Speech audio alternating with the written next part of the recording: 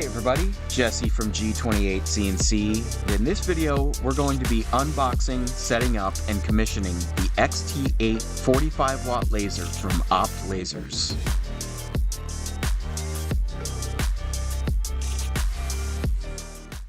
All right, it has arrived. We are going to be unboxing the XT8 45 watt from Opt Lasers. This is a laser head with an adapter that lets you take this on and off, and we are going to be fitting it to this Ultimate B. This is the Bulkman 3D Ultimate B 1515. So the goal here is to mount it up and be able to go between the spindle and the laser without a lot of fuss. All right, this took about 2 weeks to come from Poland. I think it was just about 2 weeks ago that the order form was filled out. Some nice dense foam. It looks like there's quite a bit of foam in here. There's a minimum of 1 inch of foam, at least all the way around the perimeter here, and it's a really nice dense foam, so that's great. All right, so let's start pulling some stuff out. So we did get those stickers, very cool. All right, some laser glasses. Oh, those look nice. Okay, this is the beam cover. I wasn't sure if this was an accessory that was coming with it or if I was gonna have to reach back out and order that. But this is basically just, it goes right on the nozzle of the laser and it prevents flashback from, you know, basically blinding you. So that's great, came with that. Height reference gauge. It's nice. Looks like a 21, 35, and 60. I don't know if you can read. Yeah, there we go. All right, we've got the Adapter Pro, and that came with 2 keys for arming the laser.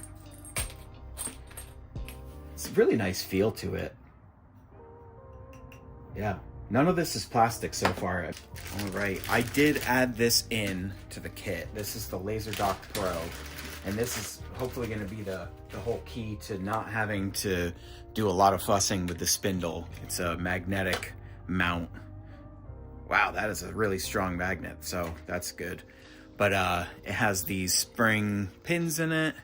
Yeah, this is pretty much exactly what I was picturing. And then it magnetically attaches. So one half of this gets mounted to the spindle mount, and the other one gets put on the laser, so you can just snap it onto the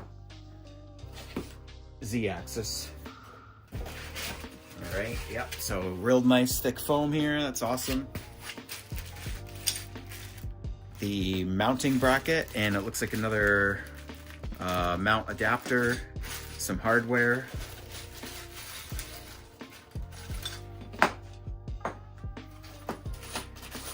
Nicely machined, great. XT8 customer assembly kit. So this just looks like it's a, you know, some tubing for air assist and some connectors, Allen wrenches. Great. This appears to be what's probably going to join the adapter up to your CNC controller. That's my guess there. The LaserDock hardware. That looks like a really nice amount of cabling, which is very cool. So this is what's gonna run from my controller up through the drag chains and out to the laser head. Our adapter. This is a 24 volt, 9 amp. Wow. Lots of thick foam, that's great. And last but not least, the laser head. XT8 45 watt. It's a really nice construction. It's a nice big cooling fan up here. Air assist on the nozzle there, that's great. Aluminum. Yeah, this is, I'm glad it's not super heavy because I don't want to put even more weight on my gantry, but it also doesn't feel like cheap and light at the same time. It's got a nice weight to it. I don't know if, you know, you get what I'm saying, but it doesn't feel cheap, but I'm glad this doesn't weigh like 15 pounds or something, because that'd be pretty substantial additional weight on my gantry. That's great. Yeah, that's it. Oh no, that's not everything. What is this? It appears to be some candy. Opt lasers. Oh, it is.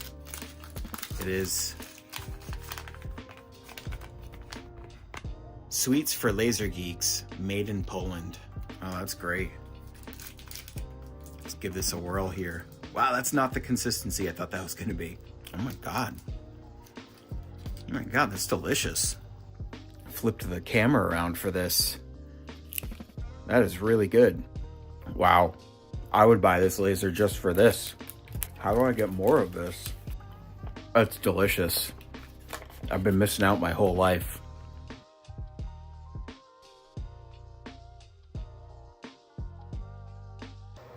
Basically what I'm thinking here is that I want to be able to pop this on and off, kind of like, you know, in this location, where I'm not going to lose anything on the sides, right? So if this is mounted over here, then I lose whatever the width of this is on one part of my axis, because I'm not going to be able to go over. Also, if I forget about that and I have this on there and I go to home this has the potential to crash into something because it's sticking farther back than the spindle is, right? So something like this,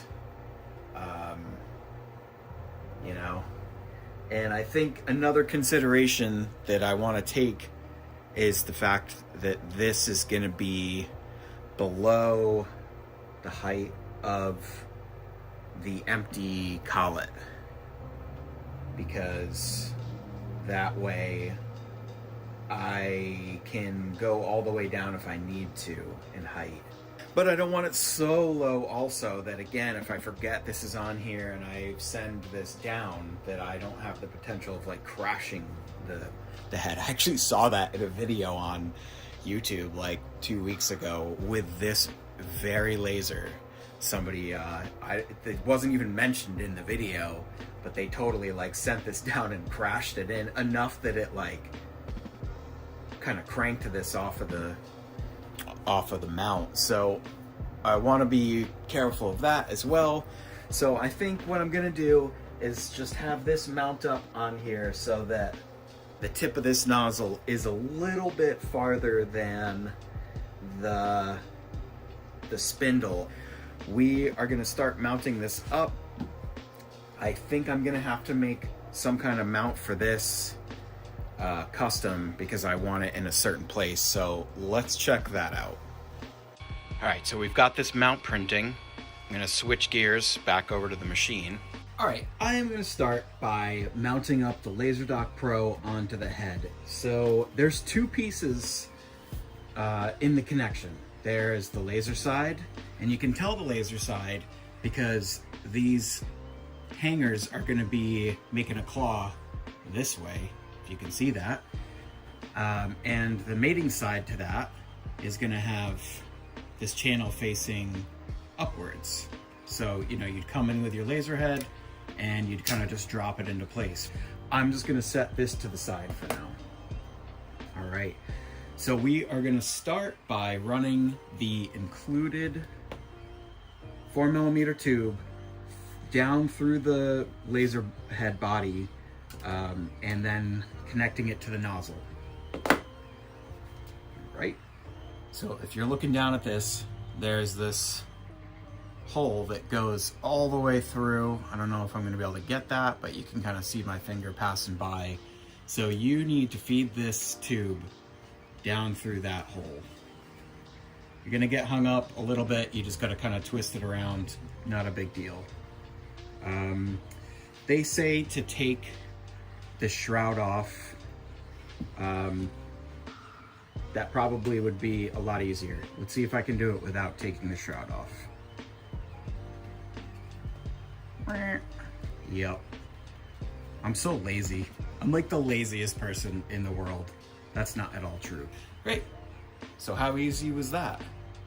All right, so next we are gonna line this up so that this is gonna go down, and we have to take this little cable stay out. This is like a little strain relief for the cable. I will mention that neither of these Allen wrenches that they included fit this. This is a 2 right here. So I'm gonna take this off. All right, set that aside. And then this is gonna point out, and we're gonna flip this up and do this to the laser. So this can only go in one way now. Flip this up. Okay, heard a nice audible click in there. We've got that kind of in that little channel, cool. I've got this fitting into that little groove that's there for the cable, if you can see that. And we are gonna fit this cable cover back in there, strain relief. It's probably gonna be a little bit tight because there's some heat shrink right over that. But I'm sure we'll manage here. All right, cool, we got that. This is gonna flip down, and I'm just gonna arbitrarily, right now, I don't know where I need this to go, so I'm just gonna line up these holes and put this somewhere, okay? For this, we're using the 4 socket cap ones, okay? Not the rounded button cap, okay? So I'm just gonna pick a spot for that.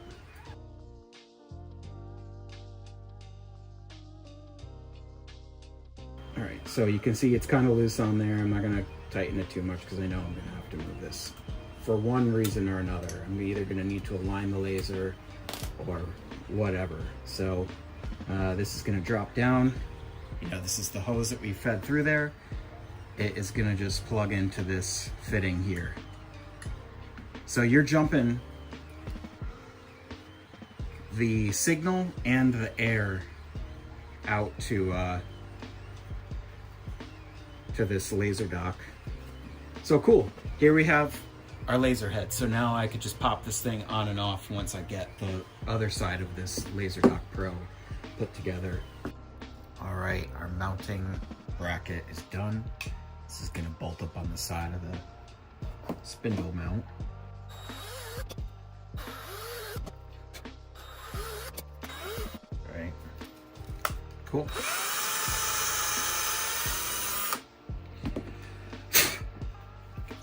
Blowout. All right, here we go. It's kind of surprising how well 3D prints can take and hold threads. They're actually really strong. It's impressive.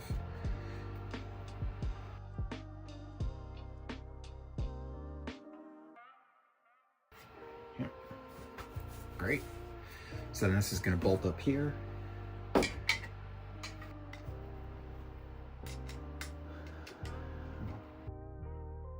Test pop there. All right, so I don't know if this 3D print is going to work. That's got a lot of flex to it. Yeah, when this starts flying around, this is going to be a problem. That's unfortunate, but not a huge deal. Yeah, that's just not strong enough. All right, so we have this adapter mounted up. I'm gonna roll with the 3D printed version, even though it's got some flex right now, just to get things mounted up and working. And then I'm gonna go machine an aluminum version of this. All right, so just for safekeeping, to protect these contacts here, I'm gonna take that cover and snap it on there. Really cool feature, super smart. I like that a lot because there's gonna be a lot of dust, a lot of stuff going on here. So that magnetic cover is a really cool concept. All right, so for this next step, we have our fitting. This is a 6mm fitting. This is gonna go to the supply compressor. So I think it makes sense to just run the cabling for the adapter and the 6mm air tube all at the same time. So I have that here.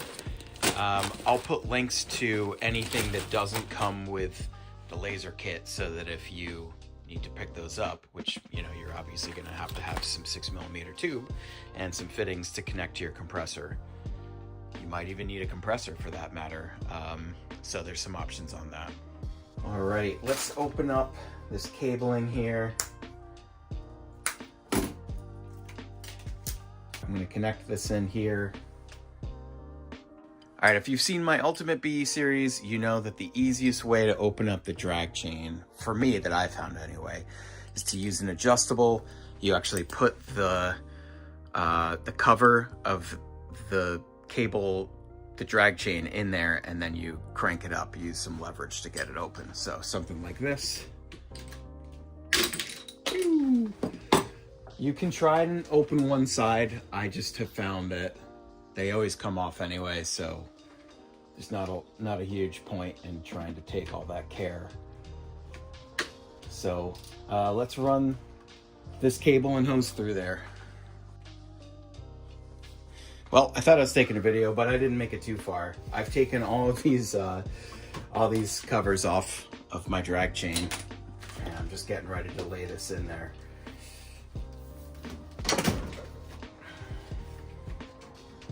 Cool. Get some hose here. There.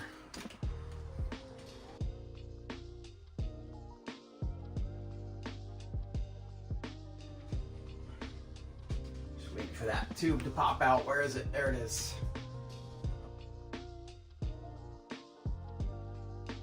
Two. Keep dropping blades on the floor. Terrifying. 3. Okay, so let's do some math here.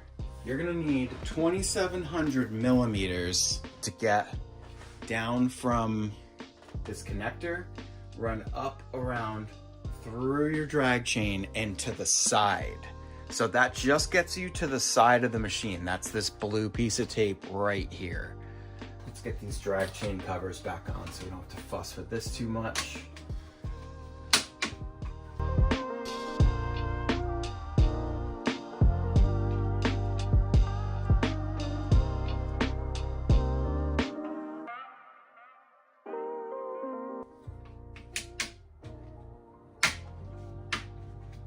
All right, halfway there on running the tube and the cable.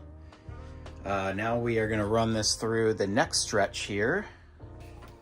I'm going to see how far I can just run this without taking the drag chain apart. So far, not very good. Not doing very well. All right, there we go. Yeah, I was hoping to at least do this this first run to do the bend, but I have a feeling I'm gonna have to just take it apart. It happens, so. I think I'm just making more work for myself. It's a wide connector. You know, that's 6 pin. This is 6, right? 6 pin, yeah. So, a little bit difficult. There we go. Nice, I'm gonna end up on the bottom, so this might get harder now.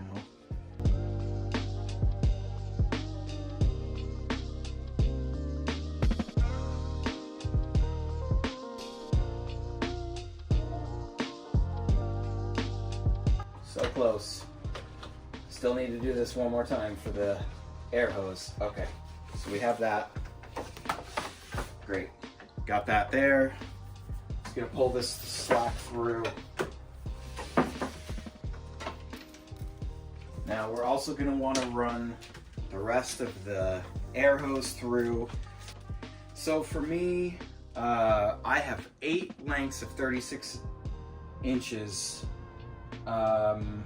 So we can do the math in a little bit, but that's what I cut off to go through the drag chains completely, go under my table, and then go out to the side so that I have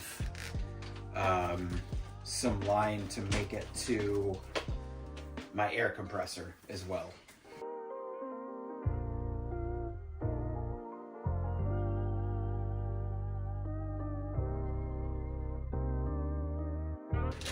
All right, we got that. I should just be able to kind of pull this through. A little bit of friction in there, so I'm like feeding as I'm pulling.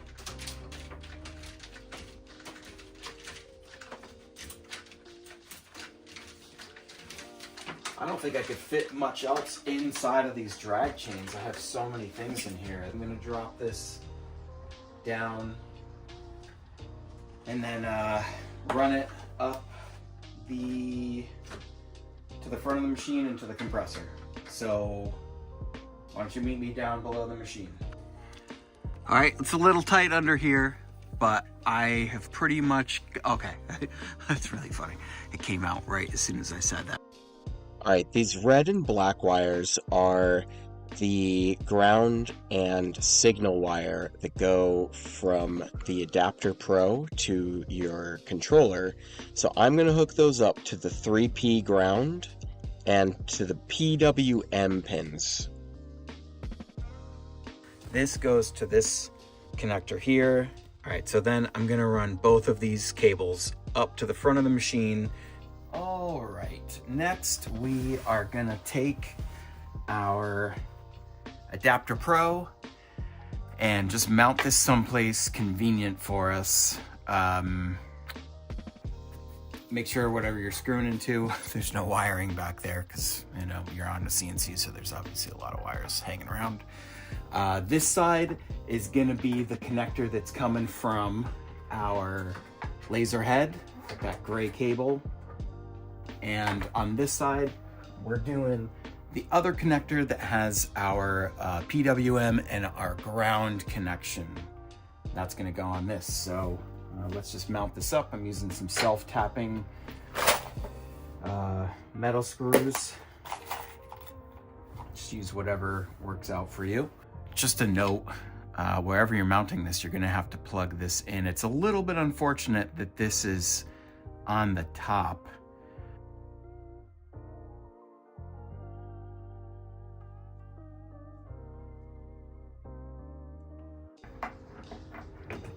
Am I going in crooked or something? Oh, I flipped it. There you go. All right.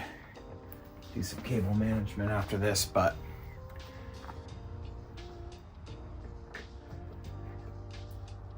great. All right, I've got my 24 volt that came with the laser kit. Just gonna plug that in.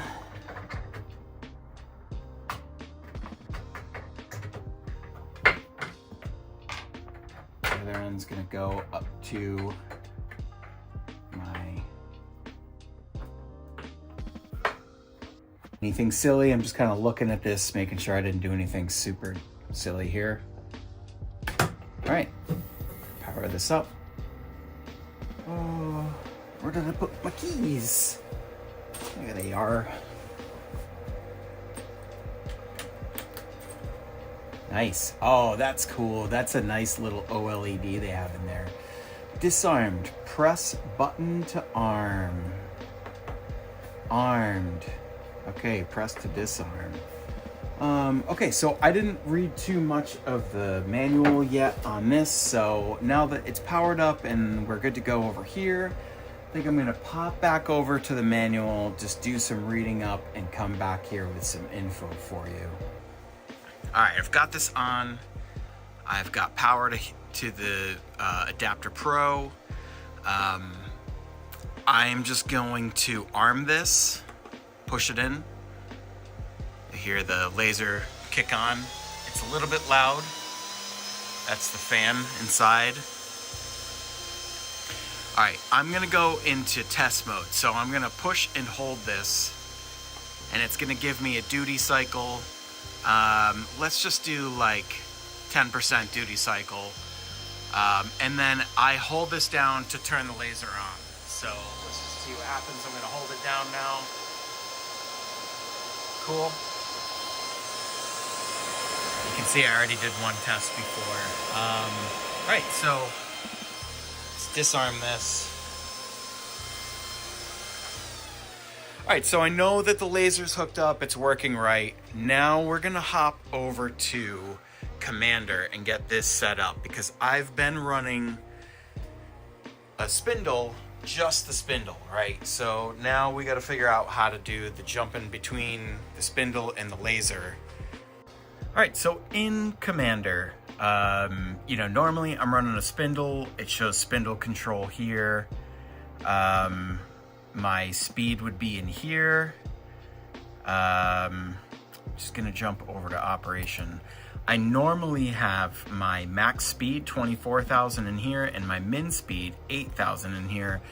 I am pretty new to Commander, so I don't know if that has a huge effect, but in the Commander video, when they do the laser, they've got 255 and 0, and I'm just gonna go over here and switch to laser. Okay, cool, we're gonna update. All right.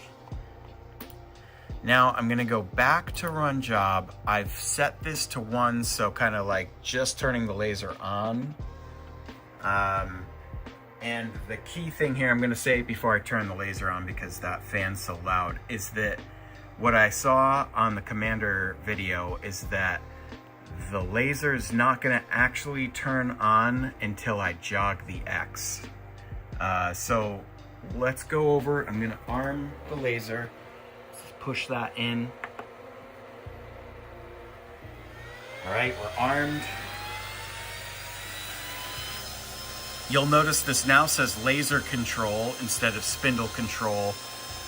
And I'm just gonna jog to the right 10 millimeters and let's see if this turns on. It does not.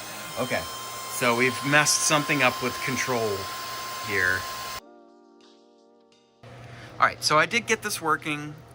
You can see that I have something wired into enable 1 and that it is indeed high enabled. So all this is a 12 volt signal from my Nighthawk controller you can see back there. I haven't done the wire management yet, so yeah, there's a whole bunch of stuff hanging down back there. But what we're gonna do now is, now that I know this works, I am gonna unscrew this and I'm gonna feed this through an e-stop that I'm gonna mount right on the front of my machine. And this is basically gonna be like a little toggle switch, like I'm using the laser or I'm not using the laser. All right, so I'm gonna start by mounting the box up to the side of my table here. Just gonna get this in place. Kind of nicely lends itself to being flush up against the top here. All right.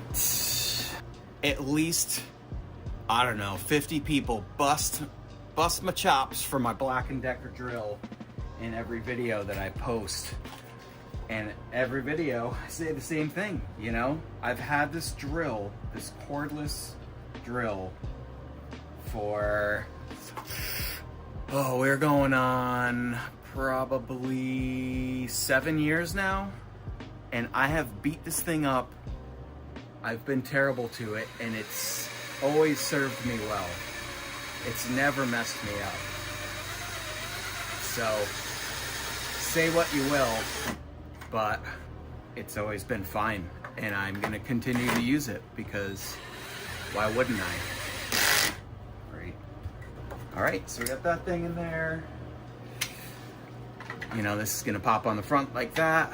I am gonna drill an access hole on the bottom for this wire to go in. And then I'm gonna drill one on the side for the output to come out of. So, you know, this is gonna be coming up here. So it's closed right now, meaning there would be current flowing through it. And then when you push in the e-stop, that opens up the circuit. So you can really only wire this one way. don't know that this cable needs to be quite this long. I guess I could salvage some of this and use it as my output, right? So that's gonna go over to the side, come up here, go inside. So I'm just gonna cut some of this off here. Gonna strip some of that, right? And throw ferrule on there. All right. Well, I'm having flashbacks to doing my ultimate beat build. Sitting on the floor, talking to a camera. All right, great. So these are ferrule connectors. These are awesome. Great, look at that. Look how nice that is. All right, so we're gonna put that off to the side. We are gonna add, I just pulled this off, but this is gonna come from inside my box down to enable, so, you know, we don't need quite all this line. Let's trim that down, strip it, just like I did the other one. Whoop. Cool. All right, so we have that. I'm gonna drill some access holes in this. Probably should have done that before I mounted it, but that's okay. I'm just gonna take this out of the way so I don't drill through that. Cool, all right. Easy as that. I could probably just do this from the inside. Yep, great. Look how easy that was. So we are gonna feed these through, then I'm gonna attach this up. So I'm just gonna put that in. I'm gonna screw it down. So funny, I don't have my, I just have my screw gun next to me here, so. No problem. Don't want to torque that too much there. I'm sure there's a torque spec for this. I'm sure there's a torque spec. I'm sure one of you is gonna let me know what the torque spec is for this. But guess what? No hair, don't care. There we go. All right. Number 2 here.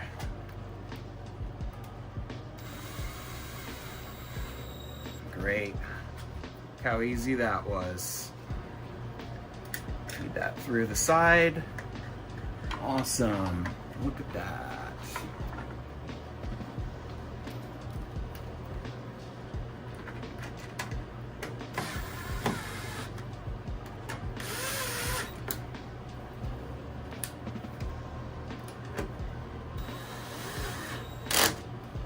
And then we just reconnect this to enable 1.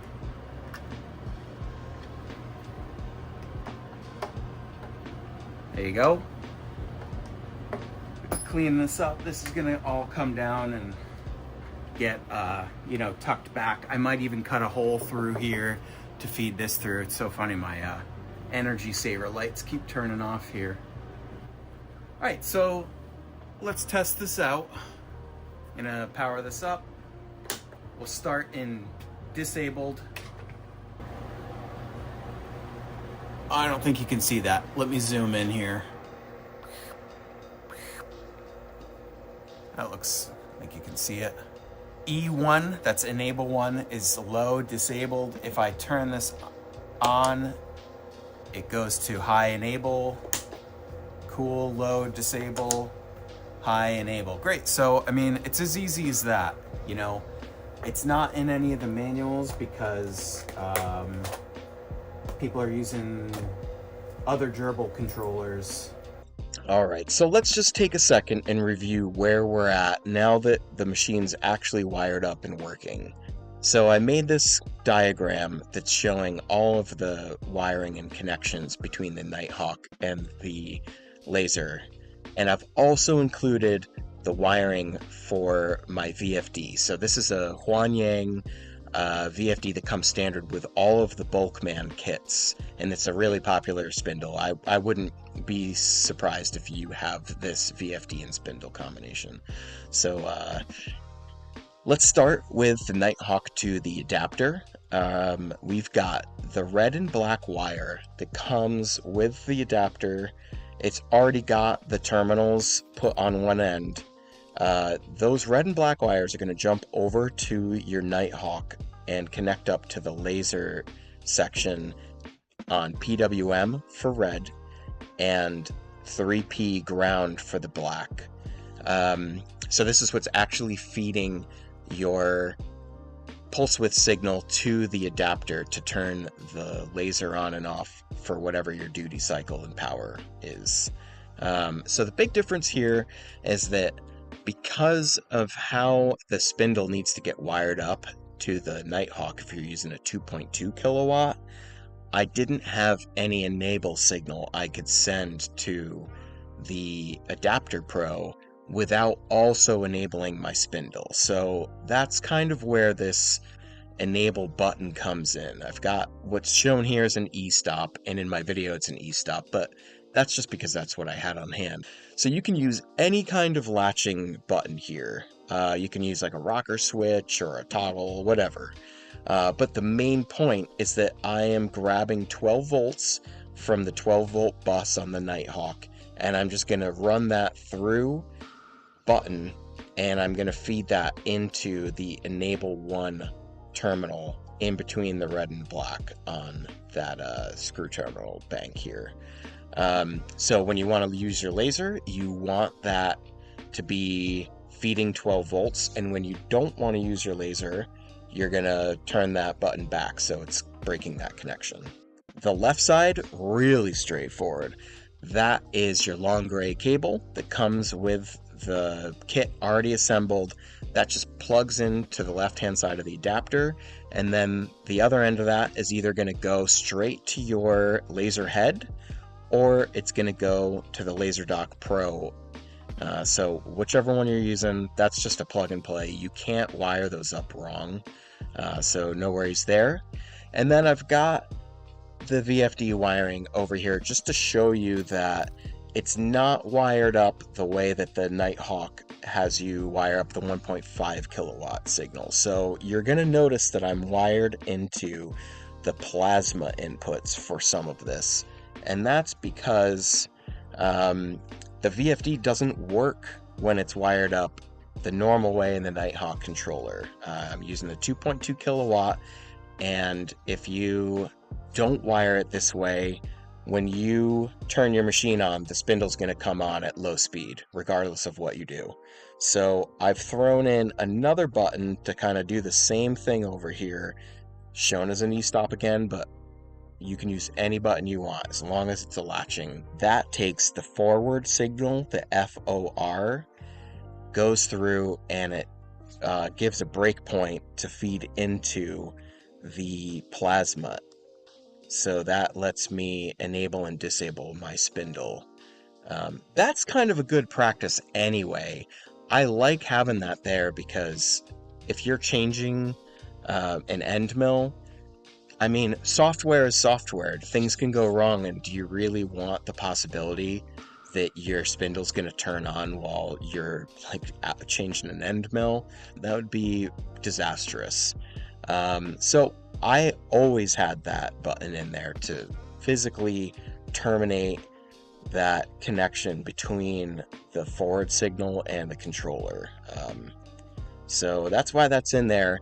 And the key here is also that when you're using the laser, you want to turn off the spindle, and vice versa. When you're using the spindle, you want to turn off the laser, because they're both taking an M3 command and an M5 command. So start M3 and stop M5. So if you have them both enabled, your laser's going to be firing while your spindle's turning.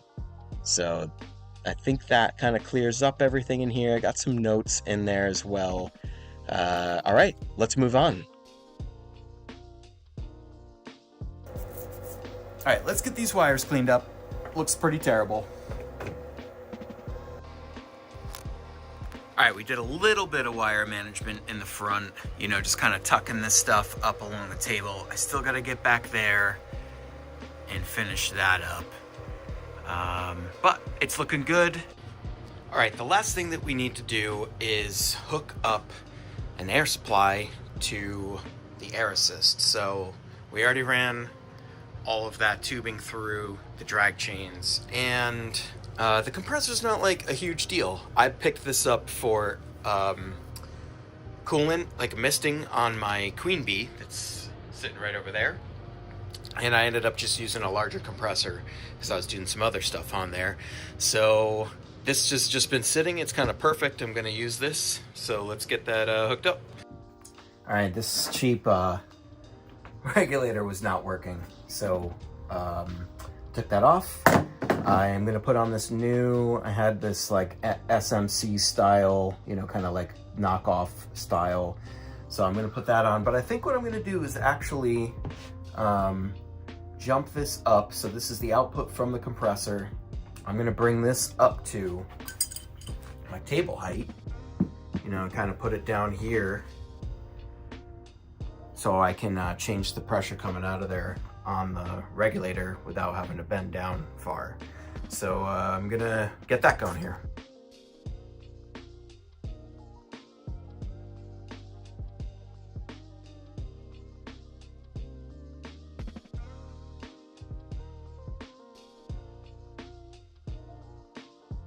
All right, then we're just gonna take this off. I'm gonna mount this so that this is coming in from the front. I guess I should have used an elbow, but that's okay, not a huge deal. I'm gonna throw the mount on there, mounting bracket, and then put that back on there. Kind of just see where this is gonna go. All right, cool. Now I'm gonna mount this up, and this output from the regulator is gonna be what I'm gonna attach to the air feeding into the head.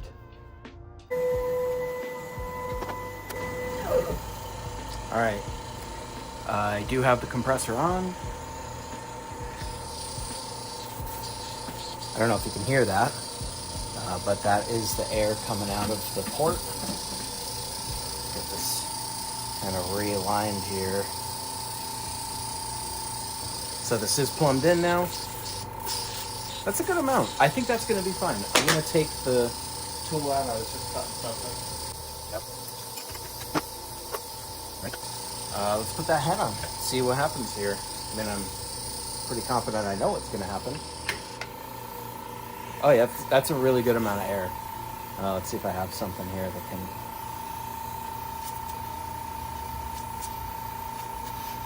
Man, that's awesome. That's a really good amount. I think that's totally fine. So that little compressor is going to be great for you. All right, so we're like totally good to go.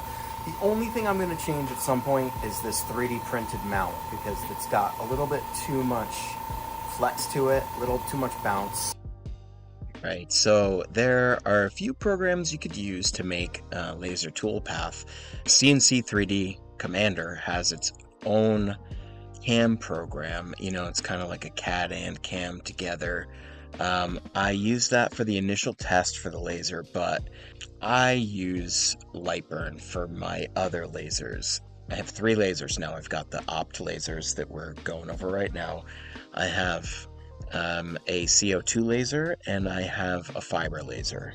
So I use LightBurn for all of those things. It's really intuitive. It's really simple. It's cheap. You know, I don't remember what the license is going for now, but it's a one-time buy, and you have a perpetual license, which is really cool. You got to pay for upgrades every once in a while, but not a big deal. It's really cheap. So here is the interface. Some of you might be familiar with this, but if you are not, you've got a drawing area, you've got shapes, you can import items, you know, vectors and photos and whatever. So I'm just going to do a really quick little thing here so we can get a test file just to give to Commander and run on the Nighthawk. All right, so first things first, you are going to have to make a device that is your laser, right? So over here, I already have the 3 things that I use. I've got Henry, my 60 watt CO2 laser. I've got my 20 watt fiber laser, and I have added in a gerbil controlled Ultimate B. So to do this, you would create manually Depending on the controller that you're using, maybe some of these things are going to pop up for you. But in my case, the controller that I'm using is a GRBL. It's a 1.1.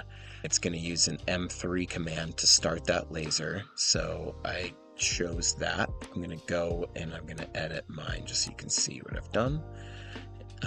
Yep, so GRBL M3. Next, you can name it, so when you do your drop down, if you got a bunch of lasers, you're going to know what's what. Give the dimensions of your work area. I could just throw in 1000 by 1000, but when I get this all dialed in, I'm going to go back and give it the full, I think it's like 1250 by like 1280 or something. You tell where is the origin of your laser, XY. So I chose front left, and that's it. Finish. I already have it, so I'm not going to click finish. I'm not going to add anything here, but cool. So there you go. You know, it shows up down here in your devices. When I'm plugged in, it'll show the COM port that it's on. All right, so let's just draw something up here. And we'll make it 60 by 60. Oops, have that aspect ratio locked. Okay. So I have this path right now, you know, it's a square path. I don't know if you can hear this, but my cat is right next to me and he's snoring and it's so loud. I hope that that shows up in the video. All right, so I've got this path. This is 60 millimeters by 60 millimeters. You know, it's going to show that right there. If you're not familiar with LightBurn, and this is pretty typical of all laser programs, but I can change the color of this and it's going to change the settings, and I can specify what I want those to be. So black is my cutting through some thicker material. I've upped the power here, but this is speed and power. So if I change this to blue, you're going to see that it goes to whatever I've defaulted for my blue settings. I've got pink, which is a little bit faster. This is if I want to just like kind of score on something. You got some tools here. It means it's not going to cut at all. So 2 tools. It'll show up in your frame, but it won't be part of the job, which is cool. That's helpful in some instances. All right, so I'm going to go back to black here. And if I double click on this, I can change these settings, right? So one other thing is that I can do this as a fill, an offset fill, or a line. So in this case, I want to be cutting out, so I'm going to say that it's a line. You can change that in here also. All right, so we've got our speed. I'm going to go pretty slow because this is 3/4 inch material, and I'm going to use almost all of the available power. I'm bumping this up to 95% power. I'm going to only do 1 pass on this because if it doesn't cut through, I want to be able to hit go again and do another pass and just keep doing that until I cut through this material so I know how many passes it takes. All right, so we're good there. Now, when you've got a G-code machine enabled here, you've got this save G-code option here, which is pretty cool. But before we do that, I just want to bring some attention to start from, okay? Because there's some options here, and they could mess you up if you have the wrong thing checked.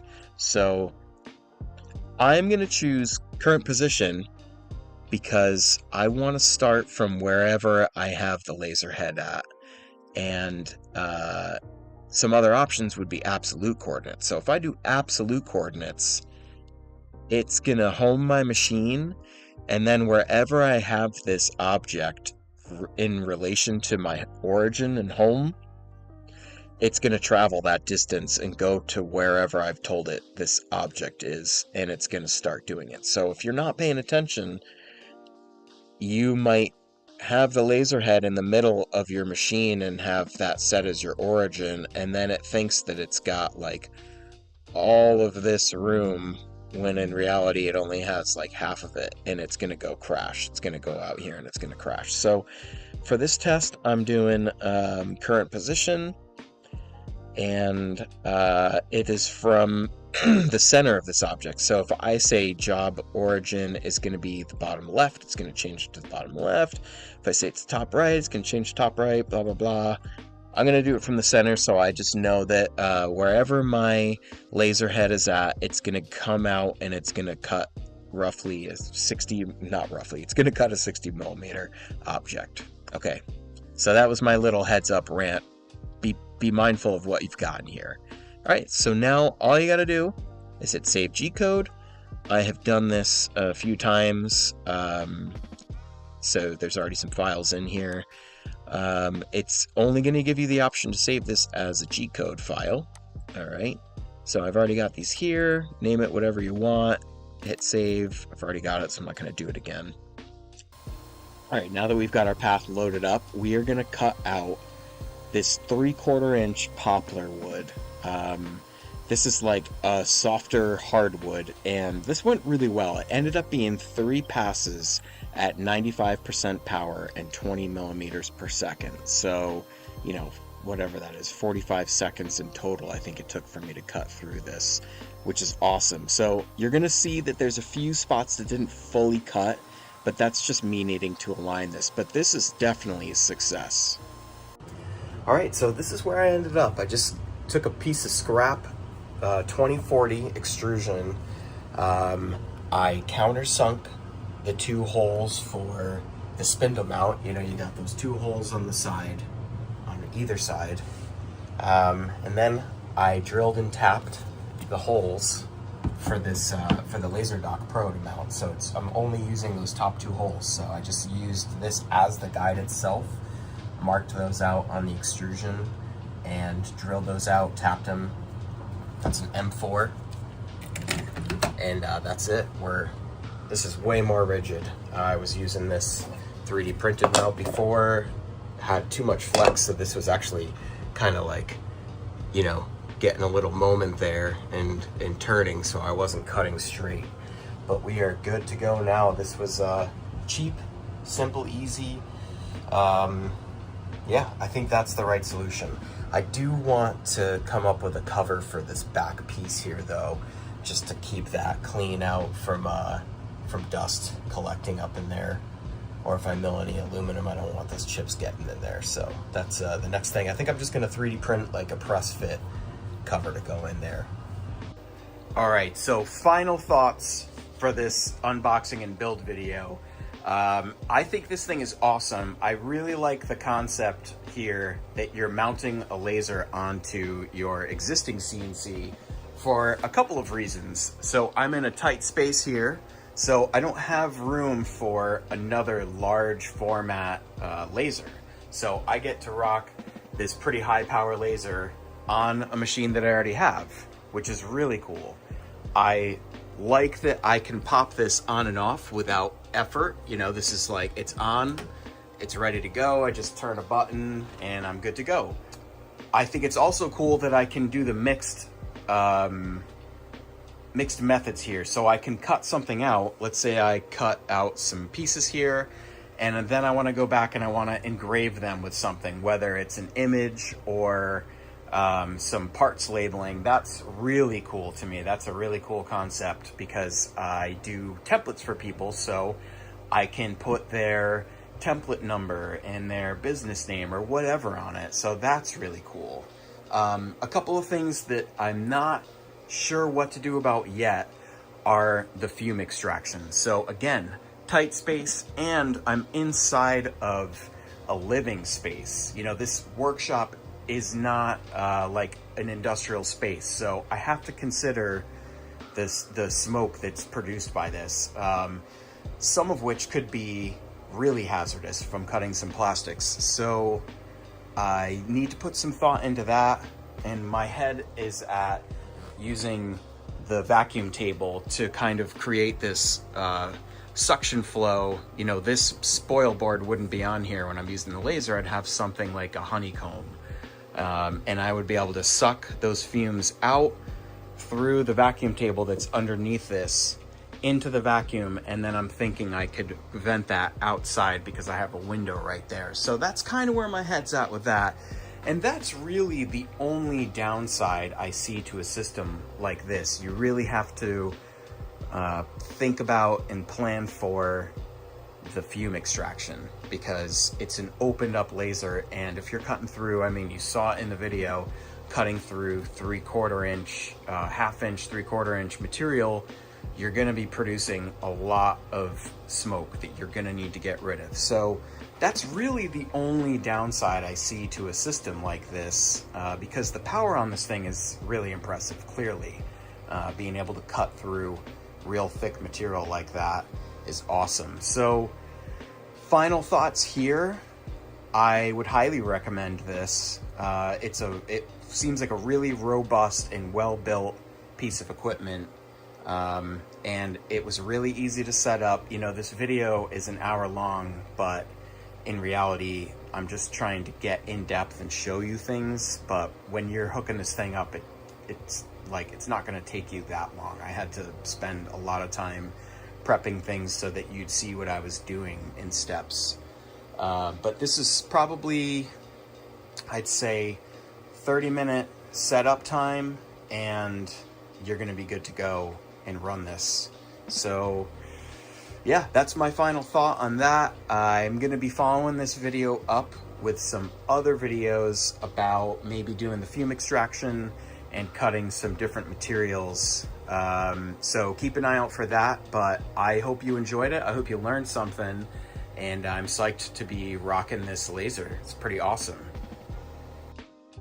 Thanks for watching. Make sure you like and subscribe. It really helps the channel out. And head over to optlasers.com if you want to grab this XT8 for your own CNC.